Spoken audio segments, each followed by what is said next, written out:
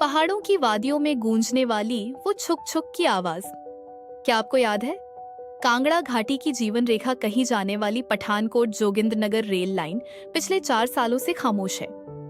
लेकिन अब उत्तर रेलवे के दावों ने एक बार फिर हलचल तेज कर दी है। दावा है कि जल्द ही इस ट्रैक पर रेलगाड़ियां फिर से दौड़ेंगी। पर सवाल वही है, क्या ये वाकई रेल चलने का संकेत है या फिर से एक नया ट्रायल मात्र? ताज़ा अपडेट ये है कि उत्तर रेलवे ने ट्रैक पर ट्रायल की प्रक्रिया शुरू कर दी है। बीती 16 फरवरी को एक इंजन के साथ 5 डिब्बे जोड़कर पठानकोट से गुलेर तक का सफल ट्रायल किया गया। रेलवे की योजना के मुताबिक यह बहाली 3 चरणों में होगी। पहला चरण पठानकोट से गुलेर तक है, जो पूरा हो चुका है। दूसरा चरण पठानकोट से कोपरलाहट तक और तीसरा चरण पठानकोट से बैजनाथ तक प्रस्तावित है। रेलवे प्रशासन का कहना है कि 24 फरवरी को अंतिम ट्रायल होगा, जिसकी कमान खुद रेल संरक्षा आयुक्त संभालेंगे।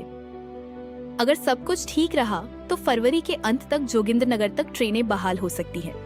कालका वर्कशॉप से मरम्मत होकर आए 25 नए डिब्बे भी बैजनाथ पहुंचाए जा रहे हैं। उत्तर रेलवे के महाप्रबंधक अशोक वर्मा ने इस पूरी प्रक्रिया पर संतोष जताया है और पूर्व परीक्षण जारी है। लेकिन इस चमक धमक वाली खबर के पीछे एक कड़वा सच भी है। पिछले 4 साल, जी हाँ, 1400 से ज्यादा दिन बीत चुके हैं, लेकिन कांगड़ा की जनता आज भी स्टेशन पर खड़ी होकर पटरी की ओर देख रही है। कभी चक्की पुल का बहाना, कभी लैंडस्लाइड का डर और कभी फंड की कमी। आखिर कब तक आम आदमी इन तकनीकी बहानेबाजियों की भेंट चढ़ता रहेगा? पर्यटन से लेकर रोजगार तक इस रेल सेवा के बंद होने से कांगड़ा और मंडी जिले की अर्थव्यवस्था को करोड़ों का नुकसान हुआ है। स्थानीय लोगों का कहना है कि साहब, अभी तो ट्रायल हो रहे हैं, लेकिन अगर मार्च अप्रैल बीत गया तो फिर बरसात आ जाएगी और जैसे ही पहली बारिश होगी, रेलवे फिर से सुरक्षा और लैंडस्लाइड का हवाला देकर सब कुछ बंद कर देगा। क्या ये सिर्फ इत्तेफाक है कि हर बार चुनाव या बड़े दौरों के समय ही ट्रायल की खबरें तेज होती हैं?